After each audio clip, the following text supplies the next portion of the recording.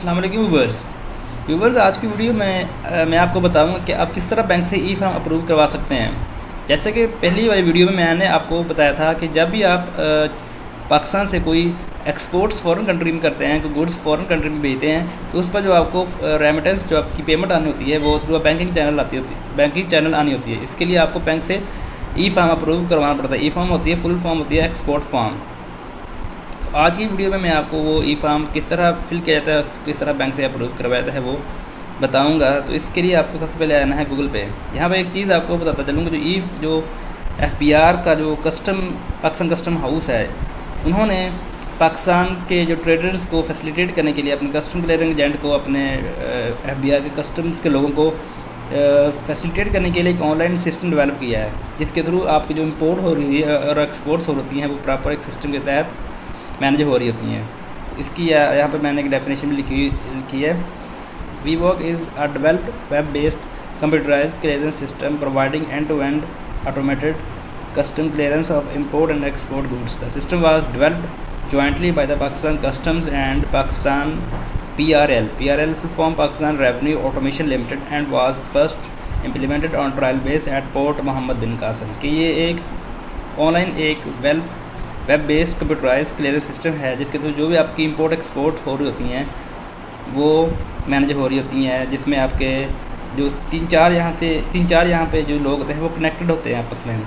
आपके custom agent आपके clearing agent, आपके कस्टम के लोग, आपके ट्रेडर्स जो होती हैं, ये सारी चीज़ें जो ऑनलाइन हो रही होती हैं। तो ये पेपरलेस वर्क जो आपका डॉक्यूमेंटेशन होती थी पहले बहुत ज़्यादा, उससे BR ने उसको थोड़ा सा एडवांस बनाने के लिए ये सिस्टम लेकर आए थे। ये सिस्टम 2011 में आया था। Since 2011 WeBOC has been playing tremendous role in facilitate the traders, custom officers and agent.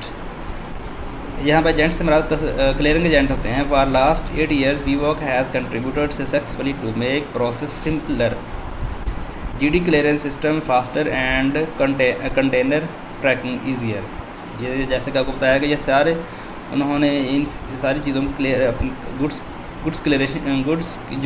Declaration होती है उनकी क्लियरेंस के लिए, उनकी चेकिंग के लिए, ये सारा आपको एक पेपरलेस सिस्टम दे दिया है, जिसका नाम उन्होंने FBR ने रख दिया वेब बेस्ड वन कस्टम। इस पर आपको आज मैं ई फार्म किस तरह अप्रूव करवाया जाता है ये बताऊंगा। चलो स्टेप बाय स्टेप सारी चीज़ें बताऊंगा कि GD किस तरह फाइल होती है, गुड्स डिक्लेरेशन जो फार्म होता है उसमें क्या क्या चीज़ें होती हैं, इंपोर्ट फार्म इस तरह, एक्सपोर्ट फार्म इसी तरह। अगर आप बाहर से फॉरेन कंट्री से कोई चीज़ें इंपोर्ट कराएं तो उसके अगेंस्ट आपको बैंक से इंपोर्ट फार्म पे अप्रूव कराना पड़ता है, उसका भी आपको प्रोसीजर बताऊँगा। तो आज की वीडियो में आपको एक्सपोर्ट फार्म बताऊँगा। सबसे पहले आपने आना है गूगल पे के मेन पेज पे। यहाँ पे आपने लिखना है www.webbasedoncustom.gov.Government of Pakistan। इंटर करना है। इंटर करने के बाद यहाँ पे आ रहा है TR। ये जब आप वीवॉक में अपनी ID जनरेट करते हैं उस पर आपको ये लॉगिन पासवर्ड मिलता है पाकिस्तान कस्टम की तरफ से। तो ये वो यहाँ पे आपने इंटर करना है। मैंने ऑलरेडी इंटर किया है तो ये सेव यहाँ मेरे पास शो हो रहा है। तो मैं अपनी कंपनी का यहाँ पे ये बेसिकली 2555872 ये NTA नंबर होता है, और इस पर पासवर्ड ऑलरेडी मेरे पास सेव तो शो हो रहा है। मैं इस पर लॉगिन कर लेता हूँ। लॉगिन करने के बाद आपने नीचे आना है। यहाँ पे एक लेफ़्ट साइड पे जो कॉलम है इसके नीचे है, तो यहाँ पे एक ऑप्शन नज़र आ रहा होगा है यूज़र सपोर्ट सिस्टम। आपने इस पर क्लिक कर देना है। इस पर क्लिक करने के बाद ये 9 नंबर पॉइंट पे file request for issues of financial instrument, आपने इस पर क्लिक कर देना है। आप इस पर क्लिक करने के बाद ये मैंने ऑलरेडी जो हमारे कंपनी की मैंने ई फार्म बैंक से अप्रूव कराए उस पर जो मैं पेमेंट आई हुई वो यहाँ पे शो हो रहे हैं। तो मैं अब नया फार्म हमने करवाना है, तो मैं सिंपली ऊपर एक ऑप्शन नज़र आ रहा है न्यू रिक्वेस्ट, आपने इस पर क्लिक कर देना है। इस पर क्लिक करने के बाद ये रिक्वेस्ट नंबर है, स्टेटस न्यू है, NTA नंबर आ रहा है, और ये trader name stall out industries private limited है। यहाँ पे ट्रेडर एड्रेस, यहाँ पे अपना एड्रेस सेलेक्ट करना। ये रिक्वेस्ट नंबर जब आप ई फार्म सेव करके सबमिट करेंगे तो ये रिक्वेस्ट नंबर जो ऑटोमेटिकली यहाँ पे आ जाएगा। यहाँ पे आपने एड्रेस सेलेक्ट करना है। एड्रेस सेलेक्ट करके आप नीचे आपने आना है कंसानी नेम से मुराद यहाँ पे आप वो पार्टी जिसको आपकी गुड्स एक्सपोर्ट हो रही हैं। यहाँ पे आपने उस पार्टी का नाम लिखना है। जैसे कि हमारे वाले केस में हमारी जो पार्टी है जर्मनी की पार्टी है, ये एडेमो फैशन GmbH। मैंने इसका क्योंकि ऑलरेडी इस पर नाम लिखा तो जहाँ पे शो हो रहा है मैं इसको सिलेक्ट कर लेता हूँ। अगर यहाँ पे कोई नई पार्टी होगा मैं उसका नाम टाइप कर लूँगा। आप टाइप भी कर सकते हैं। अगर पहले से आपके पास कोई ई फार्म अप्रूव करवाए इस पार्टी के लिए तो उसका नाम ऑटोमेटिकली यहाँ पे आ रहा है। यहाँ पे आने के बाद कंट्री सेलेक्ट करना है कि ये जो पार्टी है आपकी किस कंट्री की है। ये जर्मनी की एडेमो फैशन जर्मनी की पार्टी, मैं यहाँ पे जर्मनी सेलेक्ट कर लेता हूँ। जर्मनी सेलेक्ट करने के बाद नीचे आए तो पोर्ट ऑफ डिस्चार्ज, यानी कि जो आपकी एक्सपोर्ट हो रही हैं जर्मनी के लिए, जर्मनी किस पोर्ट पे उसने वहाँ पे किस पोर्ट पे ये डिस्चार्ज होगी। डिस्चार्ज मतलब यहाँ ये गुड्स जो है किस पोर्ट पे जर्मनी की जाएंगी। तो ये आपके बायर से कनेक्ट, जब आप वोमेन वॉइस होता है तो आप ये बायर से कनेक्ट चीज़ें सारी क्लियर करनी होती है। तो यहाँ पे मैं इनकी पोर्ट है हम्बर्ग जर्मनी, यहाँ पे सेलेक्ट कर लेता हूँ। यहाँ पे आपने ये नीचे सर्च करना है।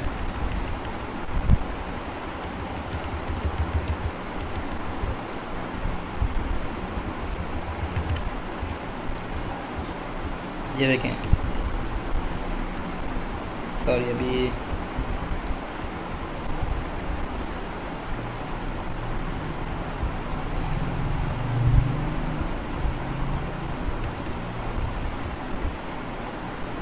ये देखें, ये हम्बर्ग आ गया HAM हम्बर्ग जर्मनी। ये है पोर्ट ऑफ डिस्चार्ज है। करेंसी आपने जो आपकी परफॉर्मेंस वाइज है उस पर करेंसी, जब आप प्राइस, जैसा कि पिछली वीडियो में आपको बताया था, जब आप अपने बायर के साथ कन्वर्सेशन कर रहे थे उसके साथ आप ये करेंसी भी कि आपको जो प्राइस है वो कौन सी फॉरेन करेंसी में उनके साथ डिसाइड हुई है वो आपने परफॉर्मेंस वाइज वाले यहाँ पे सेलेक्ट कर लें। जैसे कि हमारे वाले केस में US डॉलर है, तो यहाँ पे देखिए यूनाइटेड स्टेट US डॉलर, यहाँ पे मैं इसको सेलेक्ट कर लेता हूँ। डिलीवरी टर्म, यहाँ पे आप नीचे आना है, delivery term, payment delivery term, ये इको टर्म है, CFR है, कॉस्ट एंड फ्रेट है, कॉस्ट इंश्योरेंस फ्रेट है, FF फ्री ऑन बोर्ड है। ये सारे टर्म्स पर मैं अलग से वीडियो बनाऊंगा। हमारे वाले केस में जो डिलीवरी टर्म 5 बार के साथ डिसाइड हुई है, FO भी हुई है, मीन्स कि हमने उसकी गुड्स कराची पोर्ट से कराची पोर्ट पे जाके उसको वेसल पे अपलोड कर देना है। उसके बाद आगे की रिस्पॉन्सिबिलिटी बायर की है। तो ये नॉर्मली जो टर्म्स तय होती हैं जो बायर के साथ, इस ये परफॉर्मेंस वाइज अपने जब कन्वर्सेशन हो रही है उनके साथ, उस वक्त आपकी ये टर्म्स तय हो रही हैं। तो इस पर मैं अलग से वीडियो बनाऊंगा ये किस तरह आप एक टर्म्स क्या मतलब। तो यहाँ पे आपने कंसानी एड्रेस लिखना है, ये अपना एड्रेस लिखना है, Ademo FASHION Ademo fashion LOSHADENSTR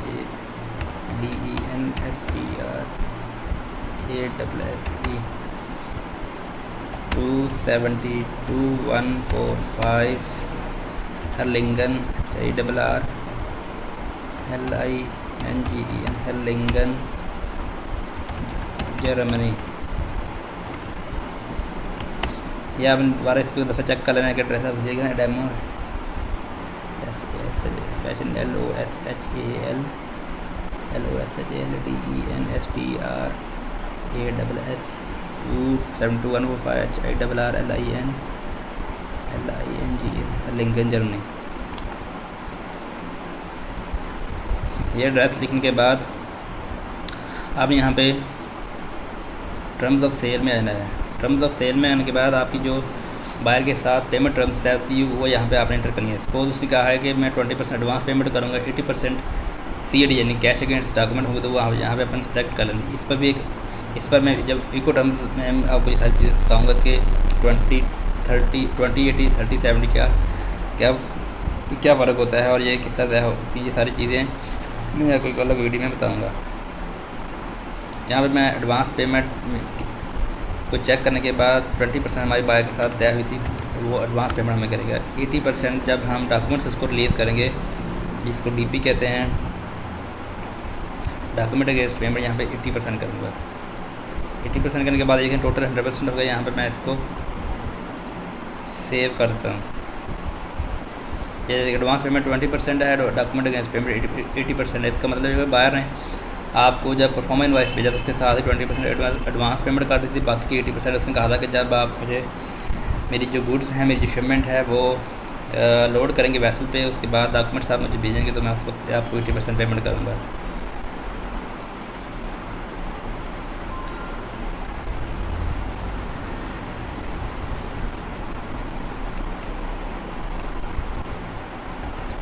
इसके बाद आपने यहाँ पे गुड्स डिस्क्रिप्शन आपने गुड्स की डिटेल लिखनी है।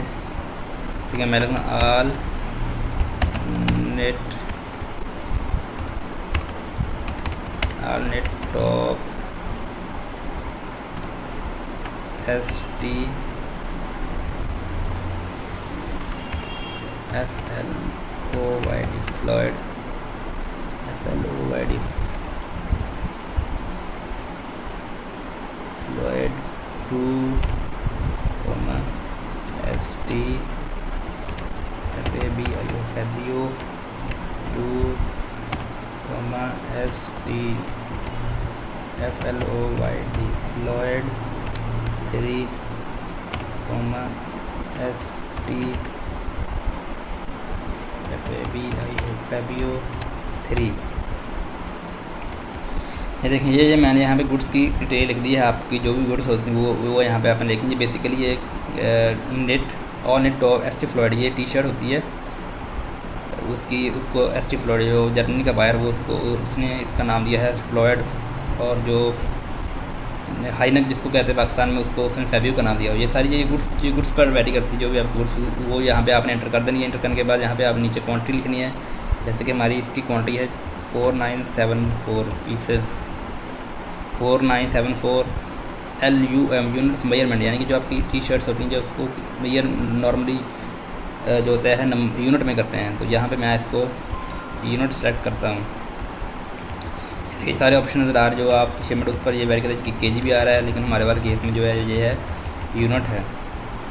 यूनिट को हम U से डिनोट करते हैं। यहाँ पे मैं सेलेक्ट कर ली और यहाँ पे मैंने इनवॉइस वैल्यू लिखनी है कि जो आपकी इसकी जो कमर्शियल इनवॉइस की वैल्यू बन रही है वो कितनी बन रही है। मैं इसकी बन रही है हमारे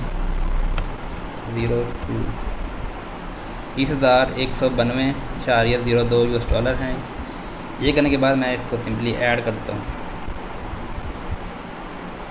जब मैं इसको ऐड किया देखिए यहाँ पे टोटल वैल्यू शिपमेंट ये आ रही है 30,192। ये करने के बाद यहाँ पे आप नीचे अपने बैंक सेलेक्ट करना है।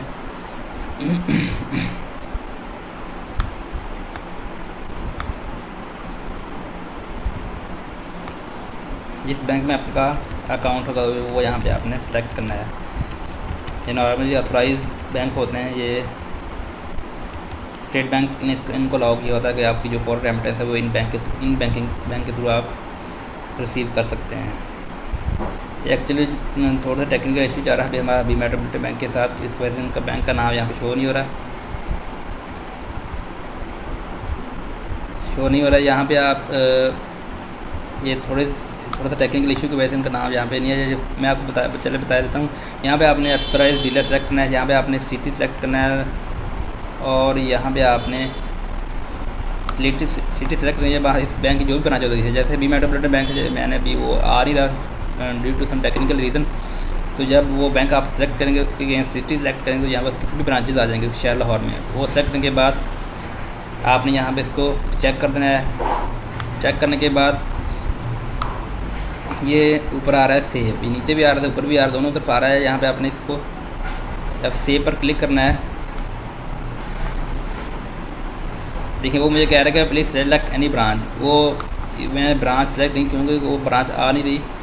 तो इस तरह आप ये बैंक की जब आप यहाँ से प्रॉपर अपनी ब्रांच सेलेक्ट करेंगे, अपना बैंक सेलेक्ट करेंगे, सिटी सेलेक्ट करेंगे, ब्रांच सेलेक्ट करेंगे तो इसको चेक करेंगे तो ये सेव हो जाएगा।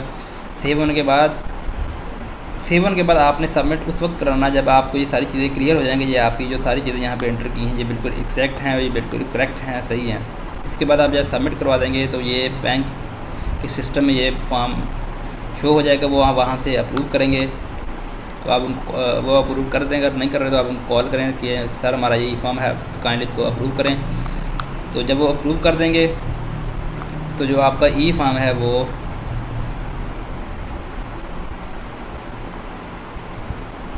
यहाँ पे शो हो जाएगा। ये देखें, ये जिस तरह ये फॉर्म आ रहा है कि रिक्वेस्ट नंबर आ रहा है, फाइनेंशियल इंस्ट्रूमेंट नंबर। जब ये नंबर उस वक्त आएगा, ये वाला नंबर उस वक्त आएगा जब बैंक आपका ई फार्म अप्रूव करेगा। बैंक नेम है बी मेट्रोपॉलिटन बैंक है, जो ब्रांच जोहर टाउन है, लाहौर सिटी है, और ये डेस्टिनेशन कंट्री नेदरलैंड है। ये टोटल वैल्यू आ रही है, करेंसी आ रही है, ये स्टेटस। यहाँ पे जब बैंक अप्रूव करवाएगा, बैंक से आपका फॉर्म अप्रूव हो जाएगा, यहाँ पे आ जाएगा फुली, यहाँ पे आ जाएगा, सॉरी यहाँ पे आ जाएगा अप्रूव्ड आ जाएगा। अगर आप बैंक आपका फॉर्म अप्रूव नहीं करता यहाँ, तो ये देखिए यहाँ से नीचे जिस तरह आ रहा है सेव, जैसा कि मैंने आपको बताया कि सेव करने के बाद भी यहाँ पे शो हो जाएगा। ये देखें, ये जैसे कि फॉर्म मैंने सेव किया, इधर ये फाइनेंशियल इंस्ट्रूमेंट नंबर शो नहीं हो रहा है, क्योंकि बैंक ने अभी तक बैंक के पास गया ही नहीं है। ये सेव है आपके सिस्टम में से, जब आप सबमिट करेंगे तो यहाँ पर सबमिट आ जाएगा। यहाँ पर सबमिट आने के बाद भी यहाँ पे फाइनेंशियल इंस्ट्रूमेंट नंबर नहीं आएगा। जब सबमिट करवाने के बाद बैंक अप्रूव करवाएगा तो आपका ये फाइनेंशियल, ये HMB 2021 बेसिकली बैंक का एक नंबर होता है ई फार्म के अगेंस्ट, वो इसको उनका सिस्टम इनको एक नंबर देता है, वो यहाँ पे शो होएगा। तो जब बैंक से अप्रूव हो जाएगा, यहाँ पे स्टेटस में यहाँ पे जिस तरह ये सेव यहाँ पे अप्रूव आ जाएगा। जब अप्रूव होने के बाद जब आपकी बाहर से फ़ौरन पेमेंट आएगी, रेमिटेंस आएंगे इस ई फार्म के अगेंस्ट, तो बैंक उसको प्रोसीड करेगा। प्रोसीड करने के बाद यहाँ पे फुली रियलाइज्ड, ये चीज़ याद रखनी है। जब आपकी पेमेंट इस अगेंस्ट की, जैसा कि आप $2,290 है, एक मिनट ये इस वीडियो में ये जैसा कि मैंने पिछला फॉर्म अप्रूव करवाया 30,192 का, जैसा कि इस वीडियो में भी आपको उसी फॉर्म का मैंने बताया। $30,192 का 20% निकाल के तकरीबन ये $28,000 बनेंगे। जब ये डॉलर्स आएंगे तो बैंक उसको प्रोसीड करेगा। प्रोसीड करने के बाद यहाँ पे फुली रियलाइज्ड आ जाएगा। ये चीज़ याद रखेंगे, यहाँ पे फुली रियलाइज्ड जब हो जाएगा तो आपका ये समझ लें कि ये एक जो ई फार्म है ये कंप्लीट हो गया है, और अब आप नेक्स्ट ई फार्म करवा सकते हैं। अगर आपकी इस ई फार्म के अगेंस्ट कम पेमेंट आती है और बैंक आपको कहेगा कि ये आपने ई फार्म इतने का करवाया, लेकिन आपकी पेमेंट कम आ रही है, तो वो आपका यहाँ पर जो ई फार्म का स्टेटस होगा वो फुली रियलाइज नहीं होगा, तो उस पर आपको मज़ीद डॉलर्स बाहर से या अपने बायर से और डिमांड करने पड़ेंगे। एक चीज़ यहाँ पे याद रखिए, जितना वैल्यू का आपने ई फार्म करवाया उतनी आपके फ़ौरन रेमिटेंस भी आना चाहिए। जब आपका फॉर्म आएंगे तो आपका ई फार्म फुली रियलाइज हो जाएगा, और उसके बाद कोई आपको ये नॉर्मली जब आप डॉलर्स कम आते हैं ई फार्म के, तो ये स्टेट बैंक आपको नोटिस भेजता है कि आपने ई फार्म इतने का करवाया, आपकी डॉलर्स कम है। तो ये चीज़ आपने याद रखनी है। तो कैसे लगी आज की वीडियो? ये नेक्स्ट वीडियो में आपको इस वीवो के बारे में कंप्लीट बताऊंगा। आज के ये मैंने आपको ई फार्म करवाया कि किस तरह ई फार्म आप करवा सकते हैं, उसकी आपको डिटेल बताई। तो नाज़रीन कैसे लगी आपको मेरी आज की वीडियो? उम्मीद करता हूँ अच्छी लगी हुई मेरी इस वीडियो पर। अपने दोस्तों के साथ शेयर कीजिए, लाइक कीजिए, और प्लीज़ मेरे इस चैनल को सब्सक्राइब लाजमी कीजिए। मिलते हैं नेक्स्ट वीडियो में एक नेक्स्ट टॉपिक के साथ। तब तक के लिए अल्लाह।